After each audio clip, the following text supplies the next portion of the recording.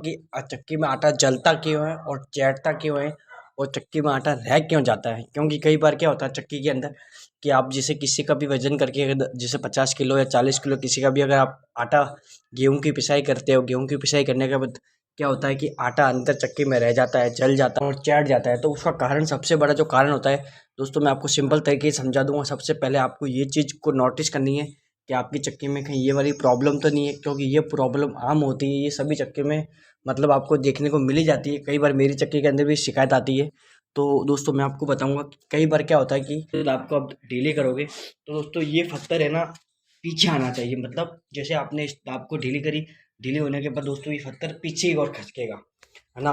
और अगर पीछे की ओर खसक रहा है ना, तो दोस्तों आपकी तो कई बार क्या होता है कि आप जैसे आपने आपका गाला खत्म हो गया और आप जब दाब को ढीला करने के बाद दोस्तों ये पत्थर मतलब जाम पत्थर से रगड़ के चल रहा है, मतलब बैक नहीं आ रहा और मतलब वो उससे रगड़ के चल रहा है, तो दोस्तों उसके कारण आपका आटा अंदर चैटता है।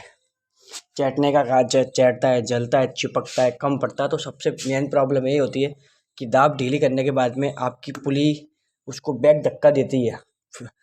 फिर पत्थर जब पीछे खसकता है तो दोस्तों ये शिकायत नहीं रहती है। और कई बार क्या होता है कि मतलब ये पत्थर पीछे खसक नहीं पाता है। तो नहीं खसकने से क्या होता है कि चक्की के अंदर वो जो दाब होती है दोस्तों, वो पत्थर जब रगड़ के चलेगा तो आपका आटा चाटेगा भी सही, कम भी पड़ेगा और दोस्तों है ना अंदर चिपकेगा भी सही। तो दोस्तों ये प्रॉब्लम को है ना सही कैसे करनी चाहिए, सबसे बेस्ट तरीका है दोस्तों कि ये शिकायत रहती है अगर पहली से भी आपका सही है और दोस्तों आपका ये वाला बैरिंग भी सही है दोस्तों, ये वाला बैरिंग भी, तो आपके तीनों बैरिंग आपके सही है और फिर भी शिकायत आ रही है, तो दोस्तों आपको क्या करना है नॉर्मल दोस्तों एक छोटे सा दोस्तों उदाहरण है इसका कि दोस्तों ये वाले बैरिंग में दोस्तों, ये वाले बैरिंग में आपको दोनों में दोस्तों ग्रीसिंग करनी है। ग्रीसिंग दोस्तों कब कब करनी है आपको दोस्तों, कम से कम भी 2-3 दिन में दोस्तों एक बार इन बैरिंगों में आपको ग्रीसिंग करनी है। ग्रीसिंग करने से क्या होता है दोस्तों कि ये बैरिंग फ्री चलते हैं। जब दोस्तों इसमें ग्रीस सूख जाता है, सूखने के बाद क्या होता है कि ये पत्थर ये शाफ्टिंग इसके चिपक जाती है, शाफ्टिंग इसके चिपक जाएगी। चिपकने से क्या होगा कि जब वो आप उसको दाब को ढीली करोगे तो दोस्तों ये पीछे खसक नहीं पाता है।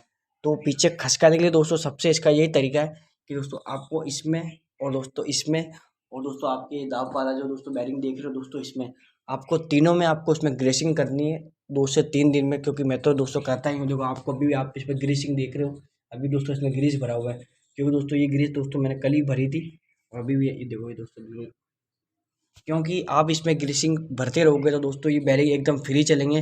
फ्री चलने के बाद में क्या होगा, जब भी आप दाब को दोस्तों ढीली करोगे, ढीली करने के बाद में क्या होगा, ये पत्थर ऑटोमेटिक दोस्तों पीछे खसक जाएगा। इस पत्थर के जाम पत्थर के चिपक के नहीं चलेगा। तो जब तक वो चिपक के नहीं चलेगा दोस्तों तो आपके आटे में कभी कोई शिकायत नहीं आएगी। और चिपक के चलने से सबसे बड़ी प्रॉब्लम क्या आती है कि आपकी दाब आप ज़्यादा लगाओगे, है ना दोस्तों। दाब ज़्यादा लगाने से क्या होगा कि तो दाब ज़्यादा लगाने से क्या होगा कि आपकी जो आपने जो प्रॉपर रूप से दाब लगाते हो, तो एक तो दोस्तों नॉर्मल दाब लगती है तो उसी में आटा आपका आटा बारीक आता है। तो दोस्तों पहले ही दोस्तों पत्थर चिपक के चल रहा है और दोस्तों आप उसमें और दाब लगाओगे और दाब लगाने से क्या होगा कि वो जो गेहूँ जब उस पर पिसाई हो रहा है दोस्तों तो वो अंदर चैटना स्टार्ट हो जाएगा, क्योंकि उस पर दाब ज़्यादा लगा रखी है। और दोस्तों है ना उस गेहूँ के अंदर है ना मतलब आटा तो आपका बारीक आएगा ही और वो अंदर चिपकेगा भी सही दोस्तों, अंदर चैटेगा भी सही दोस्तों और कम भी पड़ेगा। और दोस्तों उससे क्या होगा कि आपकी पत्थर की घिसाई, मतलब आप जब पत्थर चिपक के चलेंगे, पत्थर चिपकने से क्या होगा है ना, आपकी पत्थरों की घिसाई भी दोस्तों ज़्यादा होगी, है ना। तो दोस्तों नॉर्मल तरीके से इस शिकायत ये रहती है कि आटे के अंदर है ना आटा चिपकना, आटा कम पड़ना, आटा जलना, आटा है ना मतलब चैट जाता है अंदर, कस्टमर का आटा कम पड़ जाता है। तो दोस्तों सबसे बड़ी जो आपको मैंने बात बताई दोस्तों, ये वाली शिकायत होती है दोस्तों। देखो अभी दोस्तों कितना फ्री दोस्तों, ये तो मैंने दाब ढीली कर दी खाना, ठीक है। अब दोस्तों मैं जैसे मैंने दाब को ढीली कर दी दोस्तों, पत्थर रगड़ खाना बंद हो गया। सबसे बड़ी सेटिंग इसकी यही होती है कि आप जब भी चक्की की दाब लगाते हो तो दोस्तों पत्थर चिपकना नहीं चाहिए दाब ढीली करने के बाद में। दोस्तों देखो वापस ये दाब लगाई, ये दोस्तों मैंने दाब को ढीली कर दी दोस्तों, आवाज़ होगी बंद।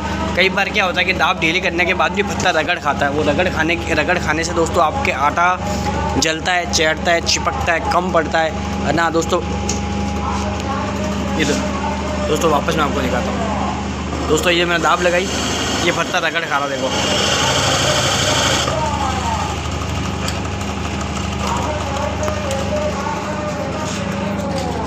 ये देखो दोस्तों बैग आ रहा पत्थर। देखो दोस्तों पहले दोस्तों पत्थर पूरा अंदर घुसा हुआ था, शाफ्ट के अंदर थी दोस्तों। जैसे दाब को मैंने ढीली करी शाफ्ट दोस्तों,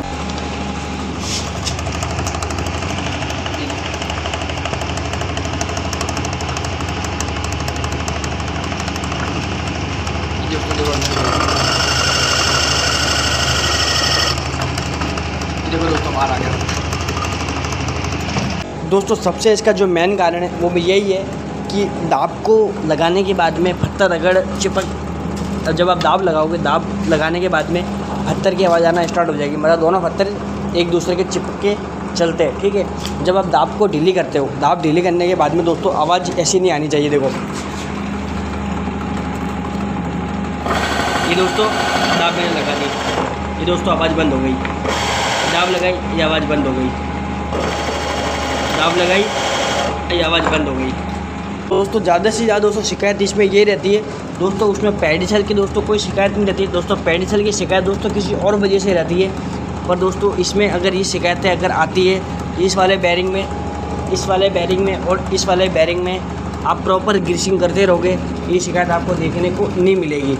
और ये शिकायत अगर आपकी बंद हो जाती है, शिकायत बंद होने के बाद में आपकी चक्की के अंदर आटे की प्रॉब्लम सारी दूर हो जाएगी। ना ही कम पड़ेगा, ना ही चैटेगा, ना ही जलेगा और ना ही अंदर रहेगा।